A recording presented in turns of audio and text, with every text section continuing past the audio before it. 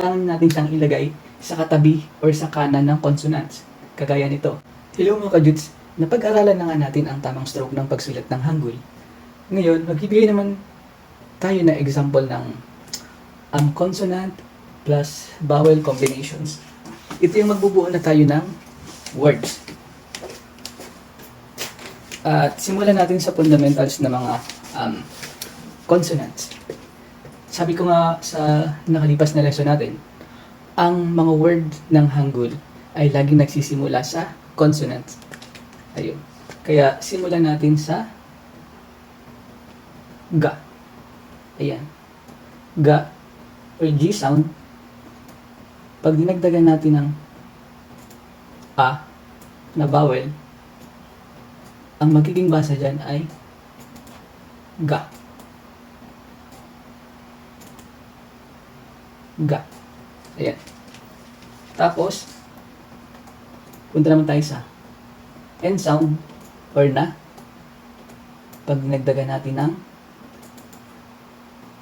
vowel na a, ang magiging basa dyan ay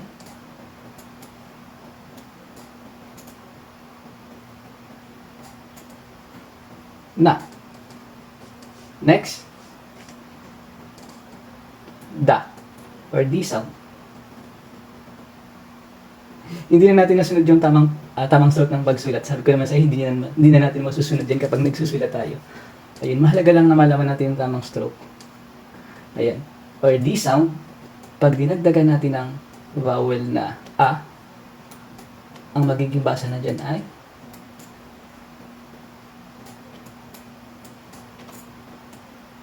da. Kasunod, ang R sound, R, pag dinagdagan natin ng vowel na a, ang magiging basa ay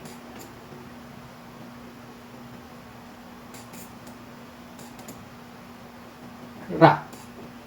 At ang last, ang consonant na M sound, kapag dinagdagan natin ang vowel na a, ang magiging basa dyan ay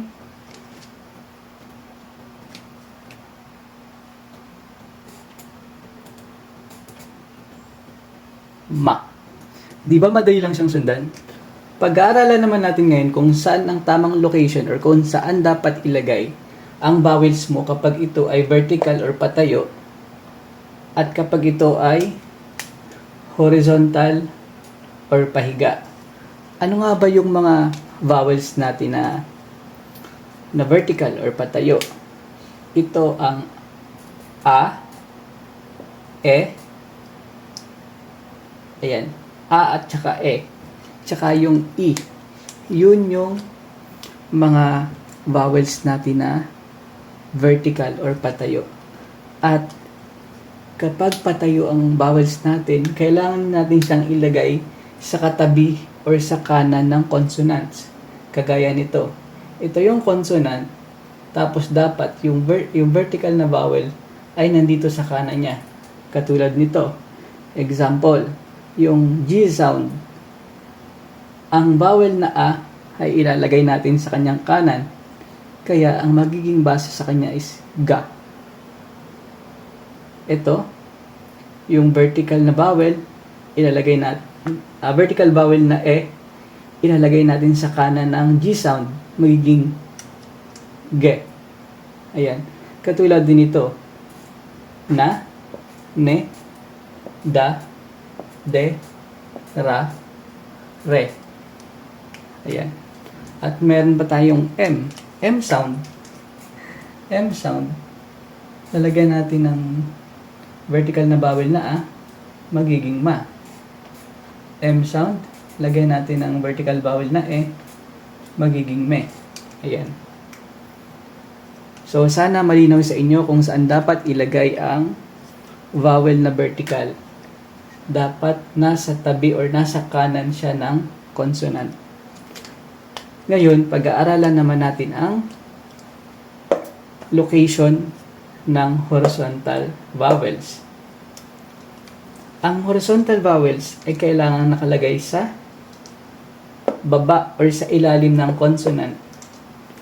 Kung ito ang iyong consonant, dapat lagi siyang nasa ilalim. Ano ba yung mga horizontal consonants natin? Yan yung mga U,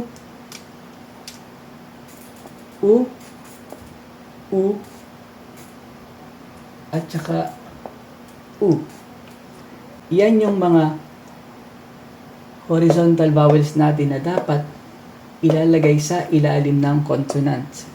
Ayan, magbigay tayo ng example ng paglalagay ng horizontal vowels. Ayan. Ang sound G, lalagyan natin ng horizontal vowels na O. Ayan, magiging siyang Go. Horizontal vowels na U, magiging Gu. Ang N sound, lalagyan natin ng horizontal vowels na U, magiging No. N sound, lagyan natin ng horizontal vowel na U, magiging No. At ganoon din dito sa Do. Sa D sound, magiging Do. Dapat nasa ilalim yung vowel na O. Sa D, yung horizontal vowel na U, magiging Do. Sa R sound, at sa R sound, pag nilagay natin yung horizontal vowel na O, sa ilalim, magiging Ro. R sound, lagyan natin ng horizontal vowel na U, magiging Ru. At ganun din sa M sound, kapag nilagyan natin ng horizontal vowel na U, magiging Mo. M sound, nilagyan natin ng horizontal vowel na U, magiging Mu. Ayan. Ganun lang kasimple yung paglalagay ng or tamang location kung saan dapat nakalagay ang vertical vowels at horizontal vowels. So ayun mga kajuts, natapos na naman ang lesson natin na ito at sana may natutunan din kayo tulad ko. Next lesson, pag-aaralan naman natin ang tamang pagbigkas sa consonant na Ra at Ga or R sound at G sound. Kailan ba ito nagiging R sound at L sound? At ito, kailan nagiging G sound at K sound? Sana samahan niyo ulit ako sa sunod na video. Thank you for watching. Bye-bye!